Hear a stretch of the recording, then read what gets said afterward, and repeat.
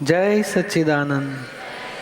આપ સૌની અંદર બિરાજેલા પરમાત્માને અત્યંત ભક્તિપૂર્વક અભેદ ભાવે નમસ્કાર નમસ્કાર નમસ્કાર. જય સચ્ચિદાનંદ. નિર્દોષ દૃષ્ટિ, તેની પર થોડી વાતો લઈશું.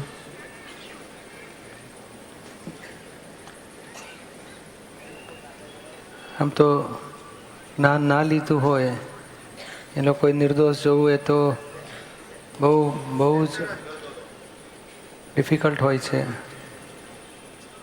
કારણ બુદ્ધિ હંમેશા બીજાના દોષ બતાડ્યા જ કરતી હોય.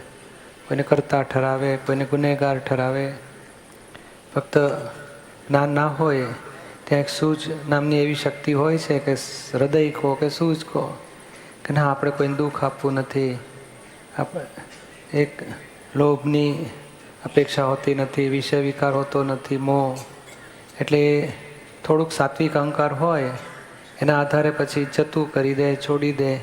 એમ કરીને સામા જોડે અથડામણ અથવા તો એટેક એ બધું એ ઓછું થઈ શકે અથવા બંધ કરી શકે. અથવા જેમ જેમ સંસારી વસ્તુઓ કે વ્યક્તિઓ પ્રત્યેના મોહ રાગ ઓછા થાય તો ક્રોધ માન માયા લોભે થોડા મંદ થયા હોય, શાંત થયા હોય અને એડજસ્ટમેન્ટ લઈ શકતા હોય છે. આપણા જ્ઞાન પછી તો એક્ઝેક્ટ તત્વદ્રષ્ટિ મળે છે આપણને. અને તત્વદ્રષ્ટિ આખું કહીને કે કરતા કોણ, રિલેટિવ રિયલ જુદું પાડવાની દ્રષ્ટિ મળે છે. પોતાનું રિલેટિવ રિયલ જુદું પાડી શકાય પડે છે.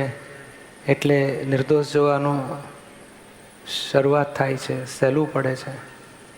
અને જેમ છે તેમ જોઈએ ત્યાં સુધી નિર્દોષ જોવાનું છે કે ભાઈ આત્મા શુદ્ધ જ છે, પ્રકૃતિનો ભરેલો માલ છે. એ પ્રકૃતિ પોતાની ઇફેક્ટ બતાડી રહી છે અને એ ડિસ્ચાર્જ પરિણામ છે. ડિસ્ચાર્જમાં કોઈ દોષિત હોતું નથી. આત્મા શુદ્ધ સ્વરૂપે નિર્દોષ જ છે. એવું જેમ છે તેમ જોવાની દ્રષ્ટિ ખુલ્લી થતી જાય છે, તેમ તેમ સહેજે નિર્દોષ જોવાતું જાય છે. પહેલાં હું શુદ્ધાત્મા છું ભાન થયું એટલે નિર્દોષ થયા પોતે, અને પછી સામાન્ય શુદ્ધાત્મા સ્વરૂપે જુઓ એટલે નિર્દોષ જોવાય. અને જોડે જોડે કહે ને કે શુદ્ધાત્મા છે એકલાથી પૂરું નથી થતું. કઈ રીતે પ્રકૃતિનો ભરેલો માલ નીકળે છે, એમાં વાણી તો કે ટેપ રેકોર્ડર રૂપે છે. આ ડિસ્ચાર્જ પરિણામ છે. પણ એ આપણી એ શબ્દોથી નથી હોતું, પણ સમજણથી હોવું જોઈએ. એક્ઝેક્ટ સમજણ. જેમ જેમ એક્ઝેક્ટ સમજણ આવતી જાય છે તેમ ઓટોમેટિક આપણે પછી કંઈ દોષિત ન દેખાય. આવું કેમ કરે છે, હજુ કેવો આવો કેવો છે, આ એ જ આવો છે, આવું કેમ કરે છે, આણે મારું આમ કરી નાખ્યું, તેમ કરી નાખ્યું. એ બધા દોષ દ્રષ્ટિ ઓટોમેટિક છૂટતી જાય છે. જેમ જેમ જેમ છે તેમ શુદ્ધ સ્વરૂપે જોતા જઈએ તેમ. દાદાએ ઘણી બધી વાતો કે અમને નિર્દોષ જોવા માટે એટલા બધા પુરાવા છે કે કઈ રીતે જગત નિર્દોષ છે. તીર્થંકરો એ દશાને પહોંચ્યા. અમે નિરંતર કેટલાય કાળથી આ રીતે સામાન્ય નિર્દોષ જોવાનો પ્રયોગ ગોઠવતા અત્યારે એ સ્ટેજે પહોંચી શક્યા કે છે. અને આપણને તો રોકડું 2 જ કલાકમાં આખું કે ને એમના અનંત અવતારનું તારણ આપી દે છે. શુદ્ધાત્મા વ્યવસ્થિત કરતા, ફાઇલ જોડે સંભાવ રાખીને નિકાલ કરો. સત્સંગનું આટલું બધું જોર મળે છે, જબરજસ્ત. એટલે નિર્દોષ જોવાની દ્રષ્ટિ માટે કહે ને કે જે જરૂરિયાતના પુરાવાઓ કહીએ એ એટલા બધા એ કહે છે, અમને એટલા બધા પુરાવાઓ હાજર રહે છે કે અમને કોઈનો સહેજ દોષ દેખાતો જ નથી. અને આપણે એમને જ અનુભવવાણી ગ્રહણ કરીને ધીમે ધીમે એ ગોઠવતા ત્યાં સુધી જવા માગીએ છીએ કે દરેક પ્રસંગમાં કોઈ વ્યક્તિ દોષિત દેખાય નહીં, નિર્દોષ દેખાય. અને જૈન શાસ્ત્રમાં પણ ઘણી બધી રીતે એ બધી વાતો છે કે શા માટે આપણા જીવનમાં આવું બન્યું, કોણ ગુનેગાર, કેવી રીતે એને નિર્દોષ જુઓ, અકર્તા જુઓ, આત્મારૂપ જુઓ, બધી વાતો તો છે જ, પણ એ પ્રેક્ટિકલી કેવી રીતે આપણે ફિટ કરીએ એ બહુ મહત્ત્વનું છે. અને દાદા એ રીતે પ્રેક્ટિકલી કે ભાઈ આ કારણો, આ પરિણામ માટે કોઈનો દોષ નથી, એવા એક એક એટલા બધા પુરાવાઓ ધર્યા છે એમણે. આ નિર્દોષ દર્શનથી નિર્દોષ ચોપડીમાં દરેક પાને 7-7, 8-8 ચાવીઓ છે. પ્રતિક્રમણમાં કેટલી સુંદર વાતો છે. એટલે આ નિર્દોષ જોવા માટે આપણી પાસે એ જ્ઞાન લીધા પછી જ વાત કરીએ છીએ આપણે, કે જ્ઞાન લીધા પહેલાં તો અશુભમાંથી શુભમાં જઈ શકે કે મારે સંસારમાં આ ઝઘડો કરીને ક્યાં વેર વધારવું.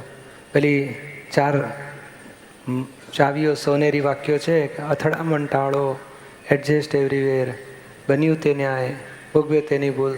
નાનીના વાક્ય પકડીને પણ જો વ્યવહારમાં ચાલે આત્મજ્ઞાન વગર, તો પણ એને ઘણો બધો વ્યવહારે સુધરતો જાય, બીજા જોડે દોષો જોવાની દ્રષ્ટિ પાછી ફરતી જાય.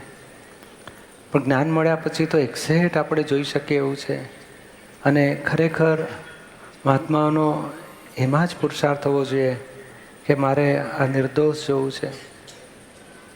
જેટલું નિર્દોષ જોવા બીજાના દોષ દેખાય છે, જ્યાં સુધી કંઈ પણ બીજાના દોષ દેખાય છે ત્યાં સુધી આપણે મોક્ષ માર્ગમાં સાચી પ્રગતિ નહીં માંડી શકીએ. ભલે આપણે સત્સંગમાં આવીએ, દાદાની વાતો ગમે, ઠંડક લાગે, ભક્તિ રહેશે, પણ જ્ઞાનનો પુરુષાર્થ નહીં ગણાય. જ્ઞાનના પુરુષાર્થમાં પાયામાં સૌથી પહેલું બીજાના દોષ જોવાના સ્ટોપ થઈ જવા જોઈએ. ભલે ગમે તેવું દોષિત દેખાય, બુદ્ધિથી દોષો દેખાડતી હોય તો સમજાય વાંકું દેખાય છે, મૂળ તો મારી જ ભૂલ છે. એવી જાગૃતિ આવી, પોતાના દોષ જોવાની શરૂઆત થાય તો જ આપણે મોક્ષ માર્ગમાં શરૂઆત થાય છે. જગતના સ્વરૂપ તો આ જ છે, બીજાના દોષો જુઓ, બીજાને દોષિત ઠરાવો, કરતા ઠરાવો, ગુનેગાર ઠરાવો.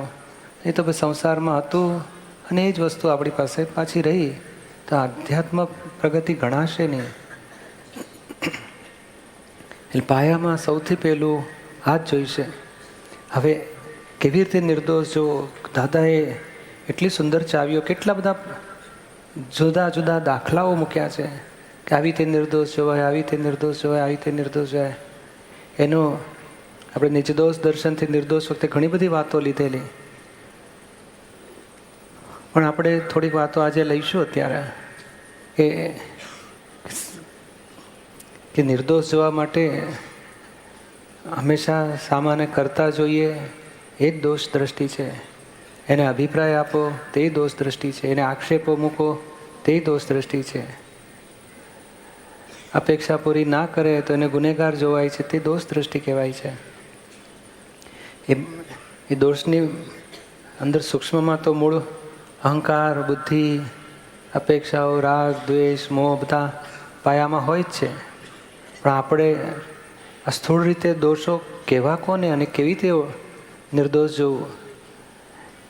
આપણને કંઈ પણ ભૂલ, બીજા જોડે અથડામણ થાય કે કંઈ વ્યવહાર થાય એટલે ભોગવટો આવે છે ને, ત્યારથી જ આપણી બુદ્ધિ પછી એ ભોગવટાનું કારણ નિમિત્તને ઠરાવતી છે કે આને લીધે મને આવ્યું, આણે મને દુઃખ આપ્યું, આને લીધે મને મુશ્કેલી પડે છે, આને લીધે પ્રોબ્લેમ છે.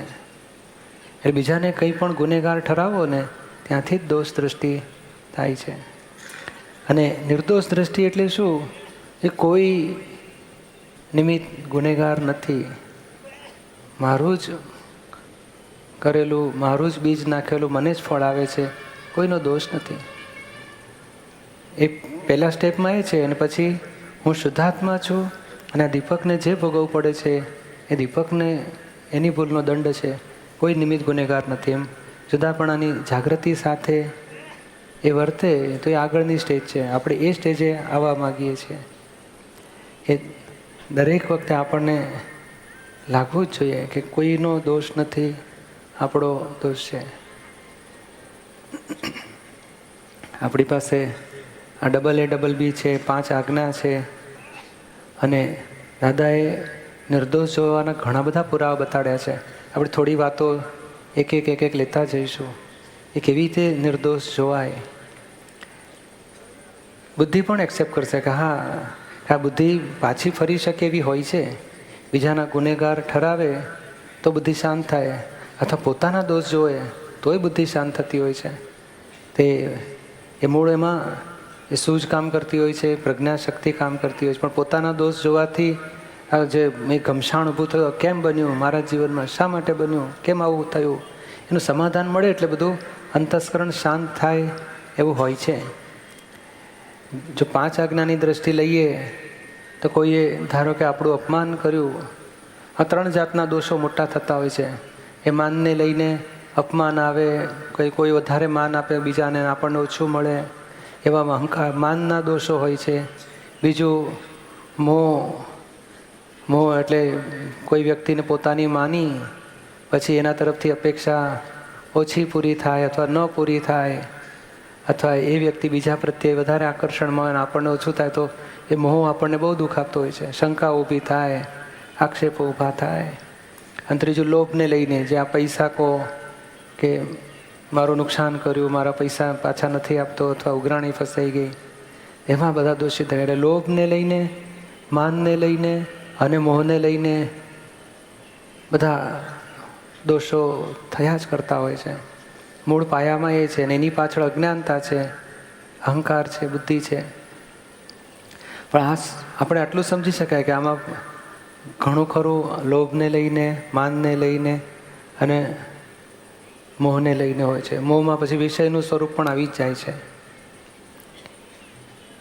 વિષય વિકારના સંબંધોમાંથી પણ ભયંકર ક્લેશને સામસામે બધા ગુના ઊભા થતા હોય છે. હવે આપણે દાખલો લઈએ કે ધારો કે આપણું અપમાન થયું. દાદા કેટલી બધી રીતે આમના ઘણા બધા પુસ્તકોમાં જુદી જુદી રીતે સોલ્યુશન, કંઈ અપમાનને લીધે ભોગવટ આવ્યા હોય તો સોલ્યુશન આપ્યું છે એમણે. નુકસાનને લીધે પૈસાના વ્યવહારમાં ઘણી બધી રીતે સોલ્યુશન મળે છે. વિષયના સંબંધોમાં એ બ્રહ્મચર્યના પુસ્તકમાં સોલ્યુશન મળતું હોય છે. લોભ, મોહ માટે પતિ પત્ની, મા બાપ, છોકરા. આજ સવારે પ્રેમની વાત વાંચી. તો આ બધી જુદી જુદી પુસ્તકોમાં મોહના સોલ્યુશન જ્ઞાનથી બતાડ્યા જ છે. અને નિર્દોષ જોવાની દ્રષ્ટિએ એમણે ખુલ્લી કરી જ છે. એટલે આપણું જો નિશ્ચય છે કે મારે નિર્દોષ જોવું જ છે, અને દાદા જે રીતે બતાડે છે એક પુસ્તકની ચાવીઓ લઈને એક પાનું લેવાનું, એમાં નિર્દોષ દર્શન લો કે કોઈ પણ ચોપડીમાં 2-4 પાનામાં માસ્ટર કીઓ મળતી જ જશે. અને પછી ધીમે ધીમે પહેલી આપતાણીમાં છે, બીજી આપતાણીમાં છે, છઠ્ઠીમાં છે, કેટલી બધી ચોપડીઓ, 9મીમાં બધા કઈ જ વ્યવસ્થિત. તો 11મી આપતાણી તો ફૂલ ઓફ નિર્દોષ દ્રષ્ટિ જ છે. એટલે આ જુદી જુદી પુસ્તકોમાં, પ્રતિક્રમણનો પુસ્તક છે, એ જુદા જુદા પુસ્તકો ખરેખર સ્ટડી રૂપે લેવા જોઈએ. ત્યાં કોઈએ ગાળો ભાંડી, દાખલા તરીકે 3 ગાળો ભાંડી, તો દાદા બુદ્ધિવાળા નહીં કહેશે કેમ 2 ના ભાંડી, કેમ 1 ના ભાંડી, કેમ 5 ના ભાંડી, કેમ આજે જ ભાંડી, ગઈકાલે કેમ ના ભાંડી. એટલે કંઈક કાળનો હિસાબ, ક્ષેત્રનો હિસાબ, પ્રમાણ એનું 3 જ કેમ આવી, 2 કેમ ના આવી, તો કે કંઈક હિસાબ છે આપણો.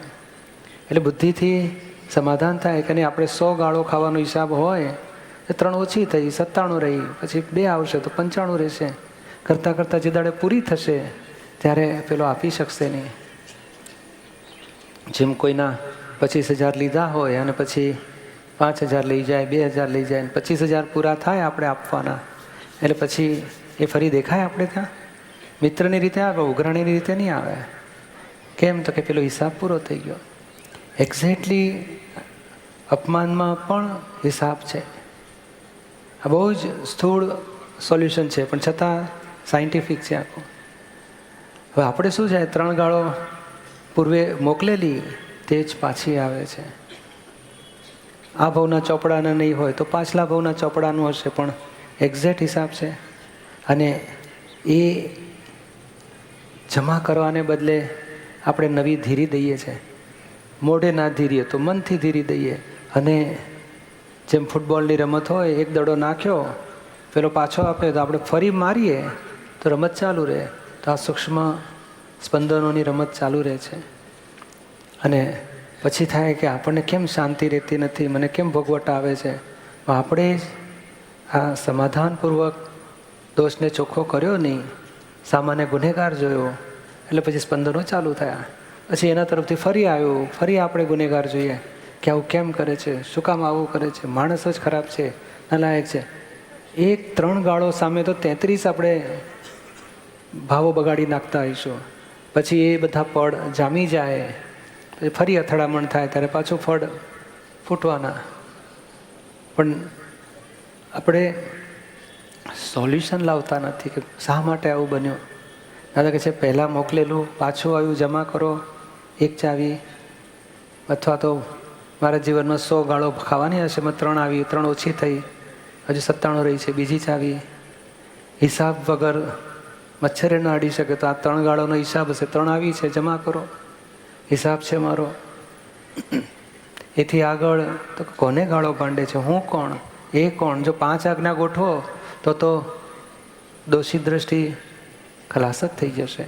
તો રિલેટિવ જુદું, રિયલ જુદું, આપણું રિલેટિવ જુદું, આપણું રિયલ જુદું. તો કે રિયલથી રિયલને કંઈ ગાળો ભંડાતી નથી. એનું રિલેટિવ એ ચંદુએ દીપકને ગાળો ભાંડી, તો ચંદુ એ ભરેલો માલ છે, રેકર્ડ બોલી છે, દીપકનો હિસાબ છે, જમા કરવાનો છે. હું શુદ્ધ મને કયું થાય છે ને ત્યાં જ મોટો ભોગવટો ઊભો થઈ જાય છે. પણ કોને કહે છે ને હું કોણ છું, કોણ બોલે છે ને એ પોતે કોણ છે, તો એમને એમ જ નિર્દોષ દ્રષ્ટિ ઊભી થઈ જશે. અને ભોગવટોય નહીં આવે, હિસાબ પૂરો થયાનો આનંદે રહેશે. એટલે જો 5 આજ્ઞા ગોઠવો તોય આ હિસાબ છે, નિમિત્ત છે. આપણે કંઈ કોઝિસ, આ જૈન શાસ્ત્રમાં શું કહે છે કે તમારું અનાદેય નામ કર્મ, અપમાન નામનું કર્મ હતું, એ તમારું જ કર્મ પૂર્વભાવે બંધાયેલું આજે ફળ આપે છે. એ નિમિત્ત છે, નિર્દોષ છે. બોલો એવી રીતે ગોઠવો તોય સોલ્યુશન આવ્યું. એટલે મૂળ ગુનેગાર કોણ છે શોધી કાઢો. તો કે આપણને કંઈ પણ ભોગવટો આવ્યો, હવે આ ભોગવે તેની ભૂલ ત્યાંય આવે છે કે આ પેલો બોલી ગયો, આપણને સાંભળવું પડ્યું, પછી કોણે ભોગવ્યું અત્યારે, તો કે હું જ ભોગવું છું, આપણી જ ભૂલ, કોઈની ભૂલ કાઢવાની રહી જ ક્યાં. બન્યું તે જ ન્યાય, એડજસ્ટ થાવ. હવે ફરી અથડામણ નવી ઊભી થવાની બંધ કરો. તો આ 4 સોલ્યુશન, 4 ચાવીઓ, સોનેરી વાક્યોથી પણ સોલ્યુશન આવે એવું છે. અથવા તો આગળનું લઈએ, હવે આપણા કોઝિસની આપણને ઇફેક્ટ આવે છે. કંઈ પણ ઇફેક્ટ આવી, ભોગવટો આવ્યો, એનું કોઝિસ કોનું ગણાય? આપણા ખેતરમાં ઉગે એટલે આપણા ખેતરમાં બીજ પડ્યું હોવું છે. એ તો આપણને ભોગવટો આવ્યો માટે આપણા જ કોઝિસની આપણને ઇફેક્ટ આવે છે. અને ઇફેક્ટ આપવા માટે નિમિત્ત છે. એટલે આવા ઘણા બધા દાખલા સેટિંગ કરીને નિર્દોષ જવાનું ગોઠવવાનો છે. દાદા ત્યાં સુધી કહે છે કે તમે વાવમાં જાઓ તો વાવમાં કહો તું ચોર છે, એટલે પેલે પડઘો પડશે, તું ચોર છે, તું ચોર છે, તું ચોર છે.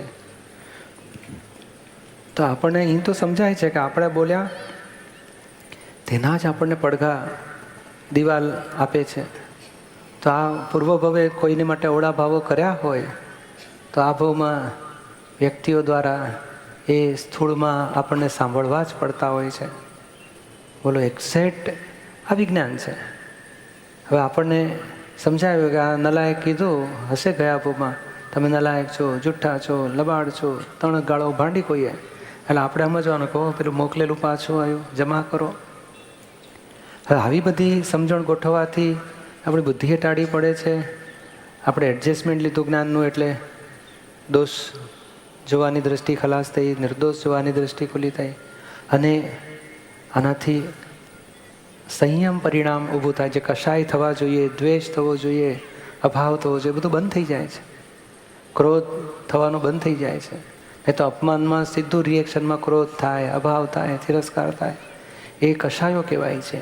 કશાયો ન થવા દીધા, સાચી સમજણ ગોઠવીને એને જ સંયમ કહેવાય છે. અને આ સંયમ મલ્ટિપ્લિકેશનથી વધતો જાય અને આત્મ શક્તિઓ પ્રગટ થાય. સંયમ એટલે શું કે 100 ગાળો ખાવાનો હિસાબ છે, આપણે 3 ખાધી એટલે એક વખત આપણે જ્ઞાને કરીને જીત્યા તો એ શક્તિ ઊભી થાય છે. નિમિત્તને નિર્દોષ જોયો, પોતાનો હિસાબ છે, કોઈનો દોષ નથી. એક એવી રીતે 2 વખત થયું, 2 ગુણ્યા 2 4 શક્તિ ઉત્પન્ન થાય. 3 વખત જ્ઞાને કરીને જીત્યા 9 શક્તિ ઉત્પન્ન થાય. 10% જ જોર મારવાનો છે. 10 ગુણ્યા 10 100 શક્તિ પોતાની ઊભી થાય છે અને દોષ 90 ભાગ રહે છે. 90 ભાગ હસતા રમતા પૂરા થશે. આ સંયમ પરિણામ કહેવાય છે. બોલો. અને દાદા પોતે જ કહે છે કે અમારું આત્મશક્તિઓ સંયમ પરિણામથી વધી. એટલે આ બધી સાચી સમજણ એક સ્ટેજે આપણે ગોઠવતા જઈએ તો આપણને અનુભવ થતો જાય કે હા, ગાળો ભાંડતો તો મેં નિર્દોષ જોયો. થોડી વાર બિગિનિંગના સ્ટેજમાં સીધું નિર્દોષ જોવાતું નથી. ભોગવટા ચાલુ થઈ જાય, પછી જ્ઞાન હાજર થાય, પછી પુરુષાર્થ કરવો પડે. તપ કહેવાય છે ને, અંતર તપ. આપણે ડિસ્ચાર્જ અહંકારને ભોગવટો આવે, આપણે શુદ્ધાત્મા પદમાં બેસીને ત્યાં તપ કરીએ છીએ કે ના દીપક, તને ભોગવટો આવ્યો તારી જ ભૂલ. તો મય બુદ્ધિ કુદાકૂદ કરે, આમ સીધો કરી નાખવો જોઈએ, તેમ સીધો કરી નાખવો જોઈએ, આમ કરી નાખીશું, તેમ કરી નાખીશું. કે ના, આપણે સંભાવે નિકાલ કરવો છે, કોઈનો દોષ જોવો નથી, હિસાબ પૂરા કરવા છે, વેર બાંધવું નથી. એટલે એમ કરતાં કરતાં સાચી સમજણ ગોઠવવાથી પેલું અંતર તપ થાય છે. અંતર તપથી થોડું થોડું ટાળવું પડે. એમ કરતાં કરતાં બીજી વખતે અંતર તપ થાય. એમ કરતાં કરતાં આત્મશક્તિ વધે.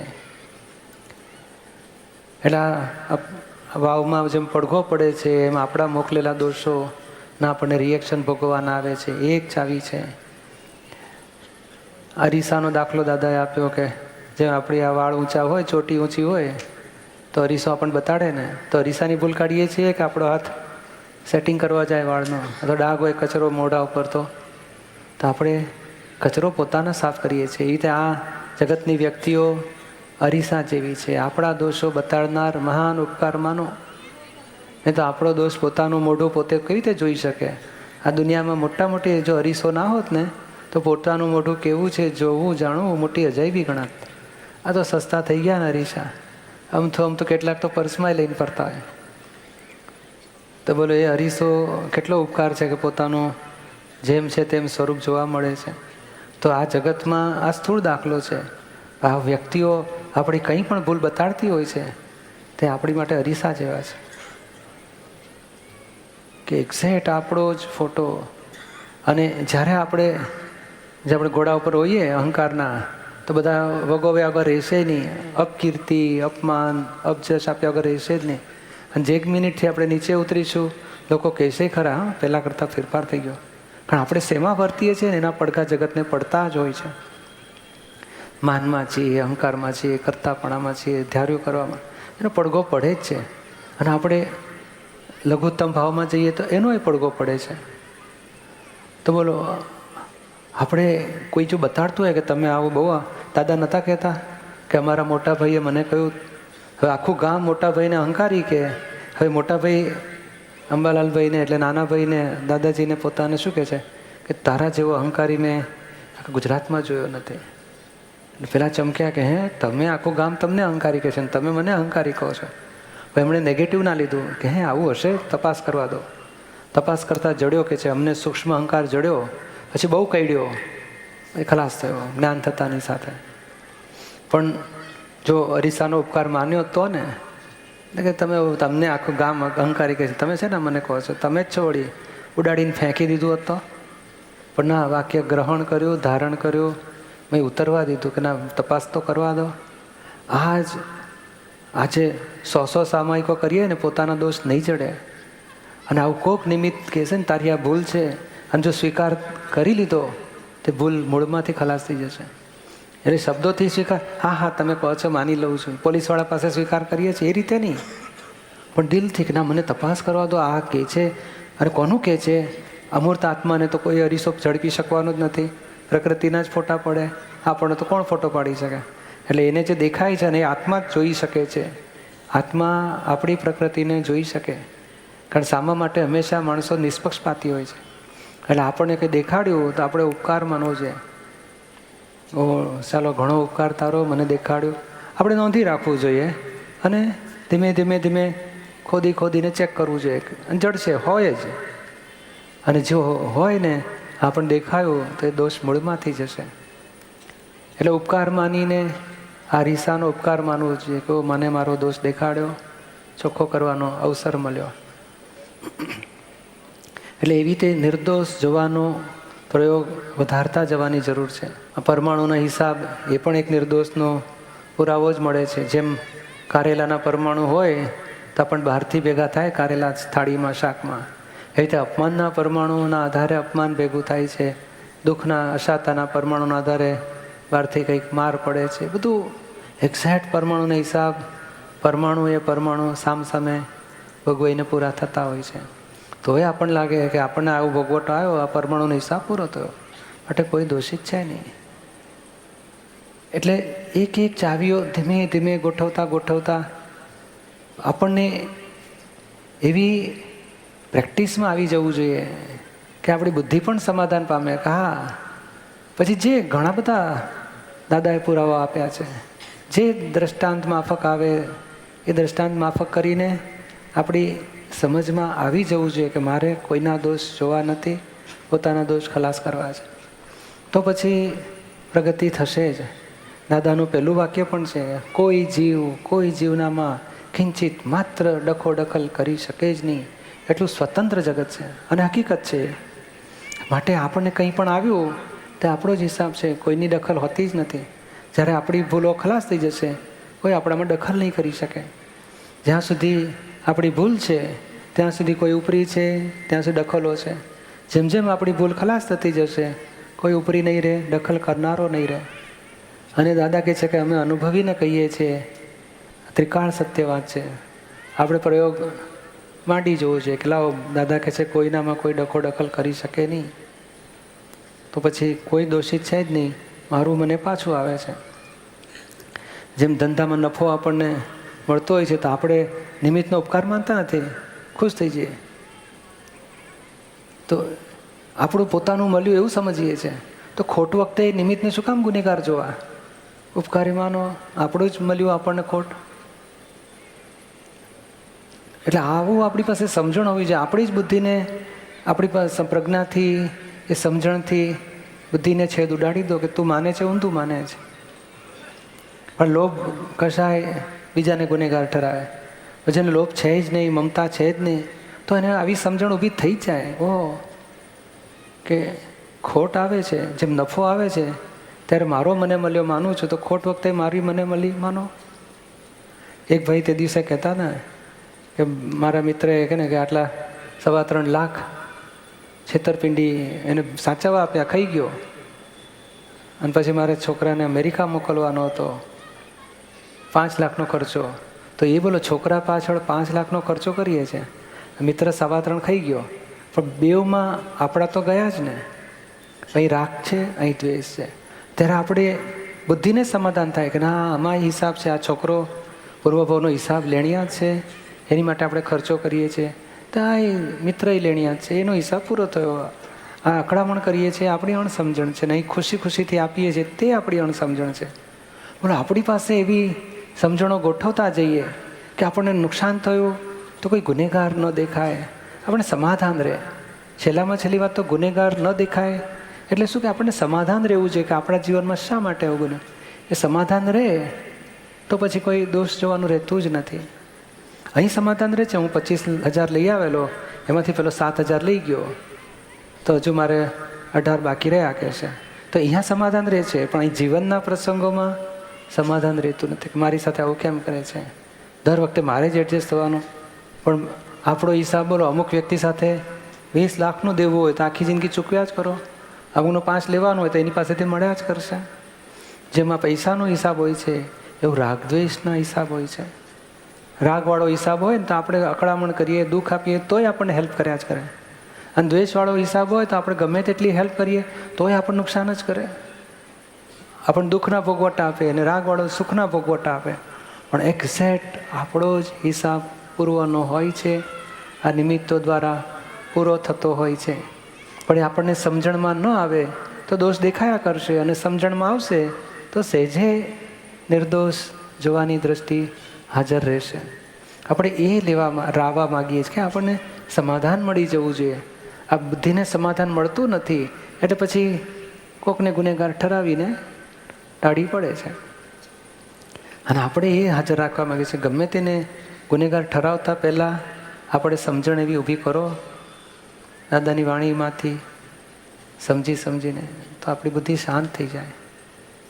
એટલે આમ દરેક પ્રસંગે આ 4 પેલા સોનેરી સૂત્રો, 5 આજ્ઞા, અથવા તો આ પરમાણુનો હિસાબ, પડઘા સ્વરૂપે જગત, હિસાબ છે, ઉપકારી છે, એવી કેટલી બધી ચાવીઓ જો ગોઠવતા જઈએ તો આપણને નિર્દોષ જોવાની દ્રષ્ટિ રહેશે. આ નિર્દોષ જોયું, દોષ જુઓ છો એટલે આવતા ભાવના ગુના ચોંટે છે. આ ભાવમાં ભોગવટાય આવશે ને આવતા ભાવના કર્મય બંધાય. આ નિર્દોષ જુઓ તો આવતા ભાવની જવાબદારી સેપસાઇડ થઈ ગઈ ને અહીં નિરાકુળતા આનંદ રહેશે. પરિણામ ઉપરથી આ પણ થાય કરે આ જોખમ છે, વેર બંધાશે. બીજાના કંઈ પણ દોષ જુઓ એટલે એને દુઃખ થશે, એ વેર બાંધશે આપણી જોડે, અને વેરથી પાછું સંસાર ઊભો થશે. આપણે વેર બાંધવું નથી, છૂટવું છે. પૂર્વનું વેર હતું તેથી તો દુઃખ આવ્યા. આજે વેર પૂરું કરો, નવું ઊભું ના થવા દો, જૂનું જમા કરો તો કેરી ફોરવર્ડ નહીં થાય આવતા ભાવનું. એમ જુદી જુદી બોલો જેને છૂટવાનો ધ્યેય છે, મોક્ષે જવાનો ધ્યેય છે, તો પછી એને આવી સૂઝ પડી જ જાય કે આપણે છૂટવું છે, વેર બાંધીને ક્યાં ભટકીશું. અને એમાં આપણી પાસે આ શુદ્ધાત્માની દ્રષ્ટિ છે.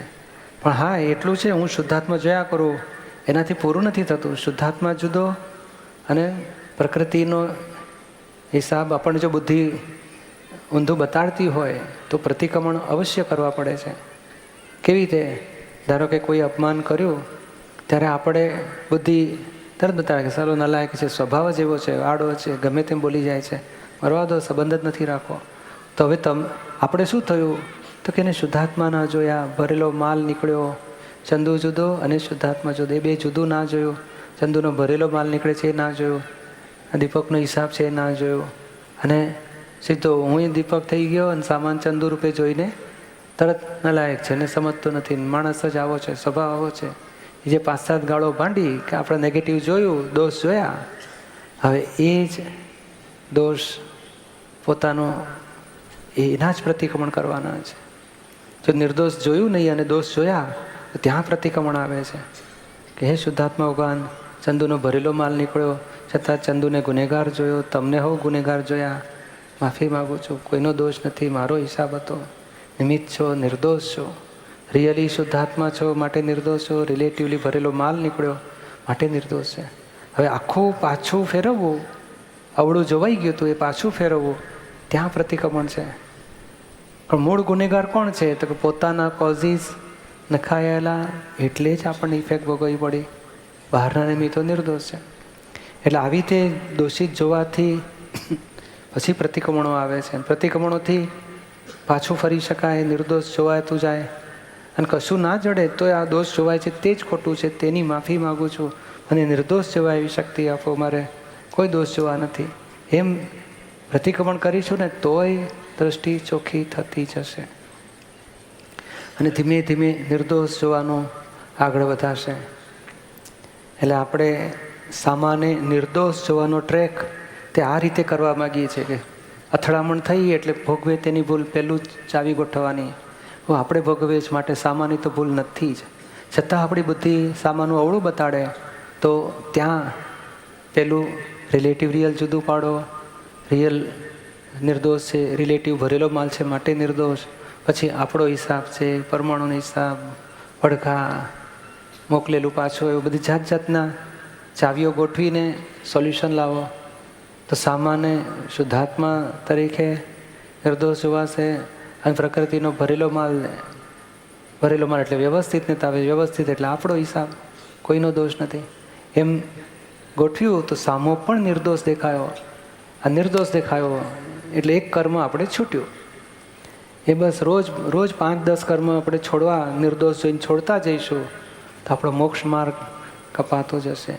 આપણે એકાવતારી થવા માગીએ છીએ કે 1-2 અવતારમાં આ જેમ આપણે અહીંથી આપણે અહીંથી તમે અમેરિકાવાળા છે, કાયમ ઇન્ડિયા આવી જવું હોય તો ત્યાંના લોચા લબાચા બધા ચોખ્ખા કરે તો અહીં આવી શકે કાયમ માટે. એટલે આપણે અહીંથી મહાવિદ્ય ક્ષેત્રે કાયમ જવું છે તો એને એક એક ઋણાનુબંધ વ્યક્તિઓ સાથેના રાગ, દ્વેષ, મોહ, વિષયના લોભના બધા હિસાબ ચોખ્ખા કરી નાખીએ તો આપણને કોઈ રોકી નહીં શકે. આપણે એ ભાવનાથી ધ્યેયપૂર્વકની જાગૃતિથી અહીંના હિસાબો ચોખ્ખા કરીએ છીએ. કોઈ દોષિત જવા માગતા નથી. અપમાન આવ્યું, નુકસાન આવ્યું, માર પડ્યો, બધું જમા કરીને એક અવતાર કાઢી નાખવા માગીએ છીએ કે હિસાબ પૂરા કરો, હિસાબ પૂરા કરો. આપણે અહીંથી મહાવિદ્ય ક્ષેત્રે જતા રહેવું છે કાયમ માટે. એટલે આ દાદાએ પોતે પણ એ ધ્યેયથી જીવ્યા. એમની વાણીમાં પાને પાને એ જ ચાવીઓ મળે છે અને આપણે પણ એ ચાવી વાપરતા આવડવી જોઈએ કે ના, મારે છૂટવું છે, મોક્ષે જ જવું છે. હિસાબ ચોખ્ખા કરીને, હિસાબ ચોખ્ખા થયા કોને કહેવાય? તો કે નિર્દોષ દેખાયો એટલે હિસાબ ચોખ્ખો થયો. ગમે તેવું બન્યું, કોઈ મારતો હોય, ગાળો ભાંડતો હોય, અરે હાથ કચડી નાખતો હોય, કાપી નાખતો હોય, તોય નિર્દોષ દેખાવો છે. દાદા તો કહે છે અમે તો નિર્દોષ તો નહીં, પણ અમે આશીર્વાદ હું આપીએ કે તે મને કર્મમાંથી છોડાયો. ભગવાન મહાવીરને બરું ઠોકાયા તો કે મને ઉપકાર માન્યો કે મેં પેલું શિશુ રેડ્યું હતું તો આજે મારો હિસાબ પૂરો થઈને મને છોડાયો. મહાન ઉપકાર તારો. અને છોડે, એક એક જીવ આપણને છોડશે તો આપણે મોક્ષે જઈ શકીશું. હિસાબ બંધાયેલા હશે તો આપણે મોક્ષે નહીં જઈ શકીએ. અને હિસાબ બંધાય છે કેવી રીતે? એણે ગાળો ભાંડી એમાં રિએક્શન આપણા તરફથી થાય છે, એમાં આપણે બંધાઈએ છીએ. એ તો આપ જળ તત્વ અને પેલા જળ તત્વ પૂતગલનો હિસાબ પૂરો થતો હતો, એમાં આપણે રિએક્ટ થયા, નવો હિસાબ ખેંચાયો, કેરી ફોરવર્ડ થશે. અક્રમ વિજ્ઞાનમાં બંધાતું નથી પણ નિકાલ અધૂરો રહ્યો તો કેસ પેન્ડિંગ રહેશે, ફરી વ્યવહાર આવશે, ચોખ્ખું કરવું પડશે. તો આપણે અંદરથી પહેલાંમાં પેલું જુદાપણાની જાગૃતિ રાખીએ છીએ કે અપમાન થયું કે નુકસાન થયું કે ભોગવટ આવ્યો, બધું દીપકને આવ્યો, હું શુદ્ધ આત્મા છું. સૌથી પહેલું પોતાની જાતને જુદી પાડીએ છીએ, પછી સામાની જાતને જુદી પાડીએ છીએ કે ના તમે શુદ્ધ આત્મા, ભરેલો માલ નીકળે છે. અને પછી કેટલી બધી સમાધાનની, કેટલા બધા દ્રષ્ટાંત છે દાદાના, બધું ગોઠવીને સોલ્યુશન લાવી નાખીએ છીએ. એટલે રિએક્શનમાં આપણને ભોગવટો આવવાનો બંધ થયો અને નિર્દોષ જોવાની દ્રષ્ટિ થઈ એટલે આપણો એ પ્રસંગનો હિસાબ પૂરો થયો, ઉકલી ગયો, ફાઇલનો સંભાવે નિકાલ થઈ ગયો. આપણે એક ફાઇલથી છૂટ્યા. એમ એક એક વ્યક્તિઓ સાથેના રાગ, દ્વેષ, વેર, ઝેર, અભાવ, તિરસ્કાર બધું ધીમે ધીમે ચોખ્ખું કરવા માગીએ છીએ. ઘણી વખત બહુ કોમ્પ્લેક્સિટી હોય તો લખો, એક એક લિસ્ટ બનાવો વ્યક્તિ માટેના, શું આપણને રાગ, દ્વેષ, મોહ છે. પછી એક એક ઉપર પસ્તાવા લેતા જાઓ, પ્રતિકોણ કરતા જાઓ, નિર્દોષ જોતા જાઓ. એક એક હિસાબ ચોખ્ખા થતા જશે, આપણે છૂટતા જઈશું. છૂટવાના ધ્યેય સાથે આપણે આ બધું પ્રયોગ કરતા જઈશું. હોમવર્ક આપણું તો ઝડપથી આપણો ઉકેલ આવશે ને આપણને આ વિજ્ઞાન તો બહુ ક્રિયાકારી છે, અનુભવ આપે એવું છે ને મુક્તિનો આસ્વાદ ચખાડે એવું છે. તો આપણે છૂટતા જઈશું, અનુભવાતું જશે આપણને. એટલે દાદાની બધી ચોપડીઓમાં આટલી જ વાત આવે છે વારંવાર કે આ ગમે તેવું ખરાબ બન્યું તો આપણી આ બુદ્ધિ અવળું ઘણું બધું ચિતરી શકે. એ ત્યાં આપણે બુદ્ધિ હાજર રાખીએ તો બુદ્ધિ અવળી ચાલશે. આપણે પ્રજ્ઞાથી સોલ્વ કરવા માગીએ છીએ. પ્રજ્ઞા હાજર એટલે શું કે ના બન્યું એ જ વ્યવસ્થિત છે, હિસાબ પૂરો થયો, નિર્દોષ જુઓ. બુદ્ધિ ગુનેગાર ઠરાવે ને જ્ઞાન નિર્દોષ ઠરાવે, એ જ વાત છે છેલ્લામાં છેલ્લે. અને એ જરાક અવળું ચાલ્યું તો ત્યાં જરાક હજુ નાનકડો છોડવો હોય ત્યાં જ જો આપણે તોડી નાખીશું તો બાજી પાછી વળી જશે. એટલે વાળી શકાય એવા દોષો થવા જોઈએ. આ તો મેં ફટાકડા ફૂટી જાય ને લોકો દજાઈ જાય ને પછી વાળીએ, એ ખોટું નથી, પણ એમાંથી ધીમે ધીમે આપણો ધ્યેય ક્યાં હોવો જોઈએ? દોષો વાળી શકાય એવા વहीं જ ઉભરાય અને જાગૃતિ તરત હાજર થાય અને પછી પ્રતિક્રમણો થઈને ચોખ્ખું થઈ જાય. સામાન્ય સ્પંદન પહોંચવાના બંધ થાય, એ જ આપણી પ્રગતિની નિશાની. એ દોષો વાળી શકાય એવા થઈ જવા જોઈએ.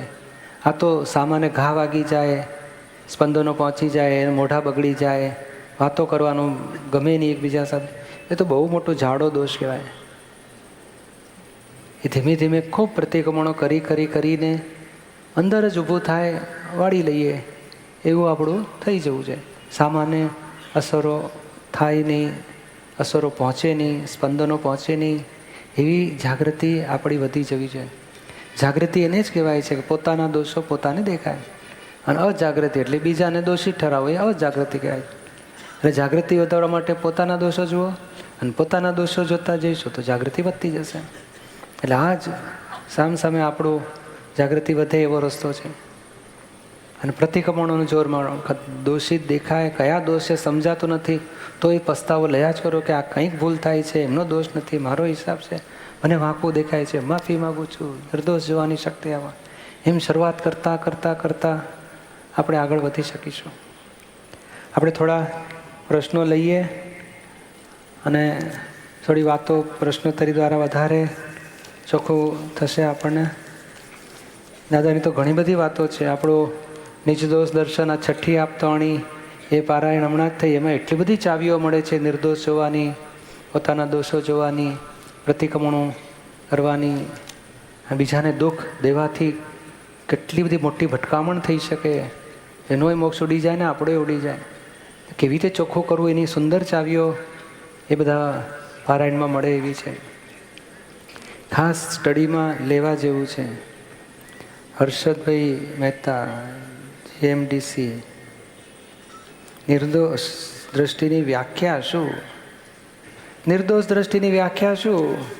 કોઈ ગમે તેવું પજવે, નુકસાન કરે, અપમાન કરે, આક્ષેપો આપે, આપણું અહિત કરતો દેખાય, ઉઘાડું, લોકો કે સામને કેટલી મુશ્કેલી મૂકે છે, તોય આપણને નિર્દોષ દેખાય. ના, એનો ગુનો નથી, મારો હિસાબ છે.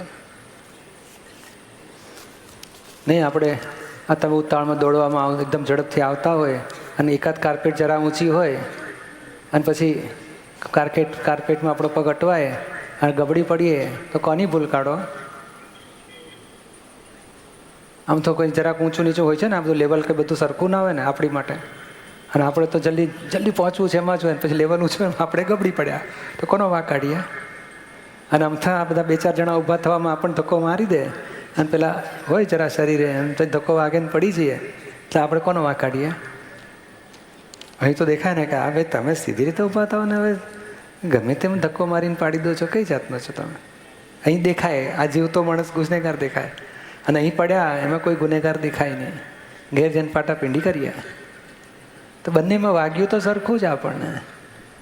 જે માઉન્ટેન અથવા તો આ ઝાડ પરથી કશું લાકડું પડ્યું તો કોનો વાંક કાઢીએ છે? છોકરા રમતા અને એકાદ કાંકરો માર્યો અને વાગ્યો તો કોનો વાંક કાઢીએ? બંનેમાં વાગ્યું તો સરખું છે. એવી રીતે આપણે આ નિર્દોષ દ્રષ્ટિ એટલે શું? એ જેમ માઉન્ટેન પરથી કાંકરો ગબડ્યો તો કોઈનો વાંક કાઢતા નથી, તો જીવતા માણસોથી આપણને વાગ્યો તોય વાંક કાઢવો નહીં, એનામ નિર્દોષ દ્રષ્ટિ. અને નિર્દોષ દ્રષ્ટિ નહીં રહેવાથી, દોષ દ્રષ્ટિ થવાથી પછી ક્રોધ થાય છે, પછી અભાવ થાય, તિરસ્કાર થાય, દ્વેષ થાય. પણ નિર્દોષ દ્રષ્ટિ રહે ને તો આપણને કકડાટ થાય જ નહીં અંદર. સમજાય છે ને? અને એ ધીમે ધીમે દાદાના પુસ્તકો દ્વારા, સત્સંગ દ્વારા, આ ટીવીમાં ઘણું બધી વાતો રોજ આવતી જ હોય છે, એ ઘેડ બેસાડી દેવી જ જોઈએ. એ કોઈ પરિસ્થિતિ, કોઈ વ્યક્તિ, કોઈ સંજોગ આપણને દુઃખદાયી ન થવો છે. આ નિર્દોષ દ્રષ્ટિથી આપણને દુઃખદાયી નહીં થાય એની ગેરંટી. ધારો કે નોકરે પ્યાલા ફોડ્યા તો આપણે અકળાઈ જઈએ ને, ધ્યાન રાખને, મોંઘા દાંત નુકસાન કરે, અને આપણા હાથે કોઈ દાડો ના ફૂટે? ફૂટે ત્યારે આમ જોઈ લે, કોઈ જોતું ને, અરે વાઈફે હાજર નથી ને, હાશ કહેશે, પછી ધીમેથી બ્રાઉન કોથળીમાં કપરા કાપીને ટુકડા નાખીને કારબેજ કરી દે. કેમ? તો પકડાઈ જઈશું, ખરાબ લાગશે. બોલો, હવે આપણા હાથે ફૂટે તો કોનો વાંક કાઢીએ છીએ?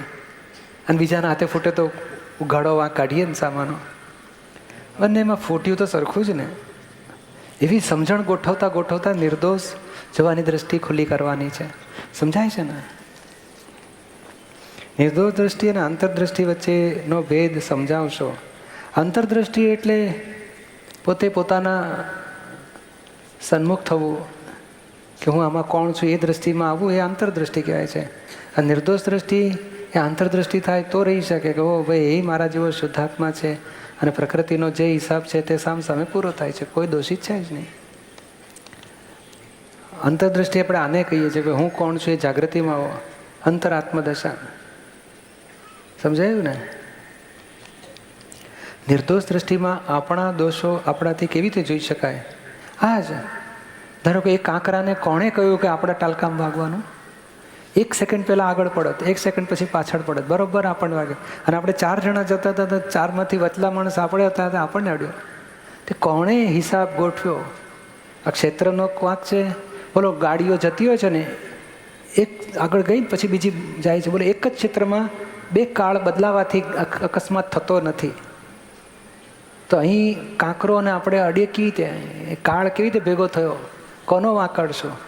આ ક્ષેત્રમાં આપણે આયા, આ કાંકરો આપણને અડ્યો, આ માણસથી આમ ફેંકાયો. રોજ બિચારો રમતો હતો પણ કોઈ દાડો કોઈને વાગ્યું નહોતું, આજે જ કેમ વાગ્યો આપણને જ? કેટલા બધા સંજોગના આધારે આપણે પછી પુરાવો થાય. પુરાવા કહેવાય છે ને કે આ બધા સંજોગના આધારે કયા સંજોગને ગુનેગાર ઠરાવીશું? કાંકરાને જો કેવું હોય તો કાંકરાને ગુનેગાર ઠરાવો, હાથને ગુનેગાર ઠરાવો, માથાને ગુનેગાર ઠરાવો. તો કે ના, અહંકાર હું જ હર્ષદભાઈ અને પેલો ચંદુએ મને માર્યું કે બસ અહંકારને આક્ષેપો મૂકે છે અને દુઃખી થાય છે. બાકી કેટલા બધા તમને વાગતું નથી. આ દેહમાં તમે ક્યાંય જુદા બેઠા છો પણ તમે હું જ છું માનો એટલે બધા ભોગવટા આવી જાય છે.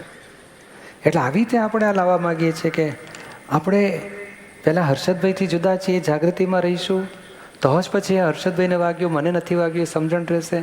અને હર્ષદભાઈ એ સાઈન એ ઘણા બધા સંજોગનું પૂતળું છે, ઘણા બધા પરમાણુનું પૂતળું છે અને હિસાબ ભોગવવા માટે દેહ મળ્યો છે. સમજી જ લેવાનું કે એક અવતાર મને બધા હિસાબ ભોગવવા માટે મળ્યો છે. એક અવતાર જેમ જેલમાં આપણને 6 મહિના ગાલ્યા હોય પછી જુદા જુદા કામ કરાવે તો આપણે સમજીએ ને મેં આ ચોરીઓ કરી તેથી મારે જેલ ભોગવવી પડે. 6 મહિના પૂરી થશે ને પછી હું જિંદગીમાં ચોરી નહીં કરું, મારે બાપ આવું ફરી ગુના કરવા નથી, એ નક્કી કરીએ ને. બોલે એક્ઝેક્ટલી ગયા ભાવમાં આપણે મોહ કર્યો, રાગ કર્યો, દ્વેષ કર્યો, અહંકાર કર્યા, મમતા કર્યા, ધાર્યો કર્યું, એ ગુનાના દંડ રૂપે આજે આપણને જીવનમાં વ્યક્તિઓ ભેગી થઈને દુઃખો આવે છે. આ જેમ પોલીસવાળો કામો કરાવે છે તો માર મારે છે, આપણી ચોરીનો દંડ છે. પોલીસવાળો નિમિત્ત છે, નિર્દોષ છે, ગુનેગાર નથી. અહીં આપણને હાજર રહે છે કે મેં ચોરી કરી તેથી જેલવાળા મને પજવે છે, બાકી એમનો દોષ નથી. તો આ જગતમાં આપણને જે ભેગા થાય છે ને એ આપણા ગુનાના દંડ રૂપે નિમિત્તો હોય છે. એવું સમજીને સોલ્યુશન લાવવાનું છે. સમજાય છે આપને? હું એક કહું છું કે કોર્ટમાં ઘણીવાર શું છે કે નિર્દોષોને સજા થાય છે અને ગુનેગારો છૂટી જાય છે. હા, એવું બને. આપણે એમને કઈ રીતે જાણવા? એવું જાણવું જોઈએ કે એણે આજે ગુનેગાર છૂટી રહ્યો છે એ પૂર્વનો હિસાબ છે અને આજે નિર્દોષ સજા પામી રહ્યો છે તે પણ એનો પૂર્વનો હિસાબ છે. આપણી દ્રષ્ટિમાં એ નિર્દોષ છે અને ગુનેગાર છે. કુદરતની દ્રષ્ટિમાં તો ગુનેગારને જ દંડ થાય છે. એ જગત નિર્દોષ ઠરાવતું હોય, કુદરતની ગુનેગાર પૂર્વનો ગુનાનો દંડ આજે આપી રહી છે ને. એટલે નિર્દોષ પકડાય છે તે પણ ન્યાય છે અને ગુનેગાર છૂટી જાય છે તે પણ કુદરતનો પરફેક્ટ ન્યાય છે. ગુનેગાર જોવા જેવું નથી.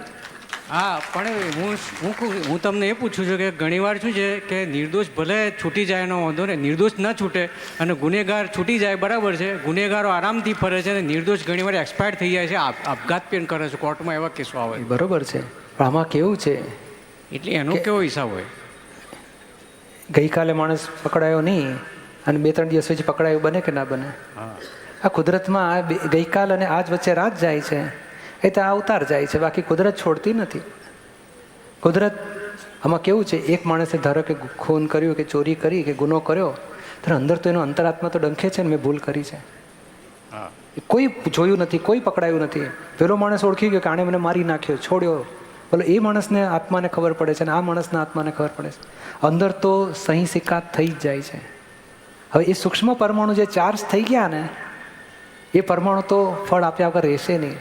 અત્યારે દેખાય છે કે ભાઈ કોઈ પકડી ના શક્યું, માણસ છૂટો રહે છે, પણ સૂક્ષ્મમાં એને પરમાણુ બંધાઈ ગયા છે અને એ પરમાણુ ફળ આપશે ને ત્યારે ભોગવશે. એટલે કુદરત છોડતી નથી. આજે કહે ને કે આપણને પગમાં કાંટો વાગ્યો, કોનો વાંક કાઢીએ છીએ? બોલો 200 માણસો આ રસ્તે પસાર થયા, કોઈને કાંટો ના વાગ્યો, આપણને જ કેમ વાગ્યો? તો કે આપણા પરમાણુ જ આપણને એ કાંટાને ખેંચે છે ને પછી પગમાં ઘુસાડે છે. એટલું પરમાણુ એટલે એક મગના દાણામાં તો કરોડો પરમાણુ હોય છે. બોલો, તો પરમાણુ જેવી વસ્તુ, બે પરમાણુનું મિલન એક હિસાબસર છે, તો પછી આવડી મોટી ગુનાનું દંડ કુદરતની ધ્યાન બહાર જતું હશે? એ છોડતું હશે? એટલે આમાં કંઈ આપણે વિચારવા જેવું જ નથી. આ કુદરતની કોર્ટમાં જેમ કહે ને કે અમેરિકાની કોર્ટમાં કોઈ માણસને નિર્દોષ ઠરાવે કે ગુનેગાર ઠરાવે, તમે કંઈ મગજમારી કરો? એવી આ કુદરતની કોર્ટમાં આપણે મગજમારી કરવા જેવી નથી. હા, આપણે જગતમાં ગુનાહ કરવાના બંધ કરતા જાઓ, કોઈને ગુનેગાર જોવાના બંધ થઈ જાઓ, તો તમને સજા આવવાની થશે જ નહીં.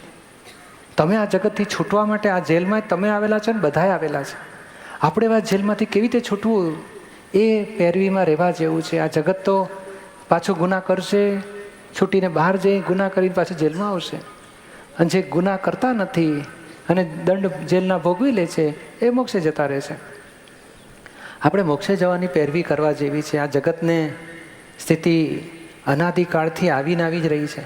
હા, ભાવના ચોક્કસ રાખીશું કે જગતનું કલ્યાણ થાવ, જગતના દુઃખો મટો, સાચી સમજણ જગતમાં પહોંચો, અણસમજણના દુઃખો છૂટો. પણ આ કુદરતમાં, આ કોર્ટોમાં અન્યાય થાય છે. એ અન્યાયની સામે લડત કરવા જઈશું ને, આપણો મોક્ષ તો નહીં, સંસારે બગડી જશે. સમજાય? આપણે જગતને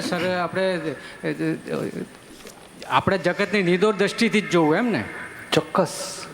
તો જ્ઞાની પદ તમારું ગણાશે અને દોષિત જોવો છો તો એ તો સંસારી જીવડા જેવા થયા. પછી જન્મો ને મરો, જન્મો ને મરો. અને પેલું જ્ઞાની પદ કહેવાશે. દાદા કહે છે ને, અમને આખું જગત નિર્દોષ દેખાય છે. ચોર ચોરી કરે, દાનેશ્વરી દાન આપે, કોઈ તપસ્યા કરે, કોઈ આ કરે, મારામારી કરે, ખૂન કરે, વ્યભિચાર કરે, દારૂ પીએ, અમને કોઈ દોષિત દેખાતું જ નથી. તમે જ વિચાર કરો કે એક માણસે ગઈકાલે કોકના લગ્નમાં બધી ડીશો ખાધી, પંજાબી ડીશ ને સાઉથ ઇન્ડિયન ને આઈસ્ક્રીમ ખાધો ને કોફી પીધી, ઠોક બધું ખાધું, ગુલાબજાંબુ ને પાઉં ભાજી ને બધું. પછી બીજે દાડે પોત તો પ્રકાશે ને, આખી રાત સૂતો શાંતિથી, કાંઈ થયું નહીં.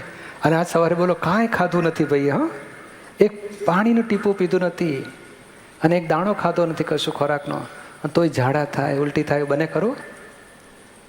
બને કે ના બને? હવે કહે છે ભાઈ તે કંઈ ખાધું? મેં કાંઈ ખાધું જ નથી આજે. તો થાય કેવી રીતે આ વસ્તુ? તો પહેલાં ખાધું હોવું જોઈએ, પૂરું થાય છે. તો હા, એનો હિસાબ એક્ઝેક્ટ હિસાબ નહીં, ઠોક ખાધેલું તો આજે ગલન થાય છે. બરોબર. અહીં 24 કલાક પછી ગલન શરૂ થાય છે. તે કુદરતમાં એ બધું 80-100 વર્ષે ગલન શરૂ થાય. એટલે આપણે આખા જગતને પ્રેમ કરવો એટલે આપણને એ પણ પ્રેમ કરે, એમ ને? હા, પ્રેમ કરો શબ્દ છે ને, કરો શબ્દ એ છે ને, એ ડિમાન્ડ એન્ડ સપ્લાય જેવું છે. પ્રેમ રાખો અપેક્ષા વગર, એનું નામ જ પ્રેમ કહેવાય. સમજાય ને? ચાલો, જય સચિદ. જય સચિદ. રમેશ પારેખ, વેરાવળ. મીઠાશ આવે ત્યાં તપ કરવાનો છે અને કડવું આવે ત્યાંય તપ કરવાનો છે. આમાં કડવું આવે ત્યાર તો તપ થાય છે, પણ મીઠાશમાં કઈ રીતે તપ થાય? એ મીઠાશ હજુ ગમે છે ને ત્યાં સુધી એમાં તપ મુશ્કેલ છે. એ ના ગમતી થાય એટલે કડવું લાગશે, એટલે તપ થશે. પછી એ ન ગમતું એવું શોધી કાઢો. મીઠાશ એમાં લગાડવા જેવું છે શું? આ ગુલાબજાંબુ કંઈ સુખી હોય છે? તો એક ટુકડો ખવડાતો એમ તને સુખ આવ્યું, કંઈ સુખ આવ્યું, સુખ આવ્યું, કંટાળો આવશે.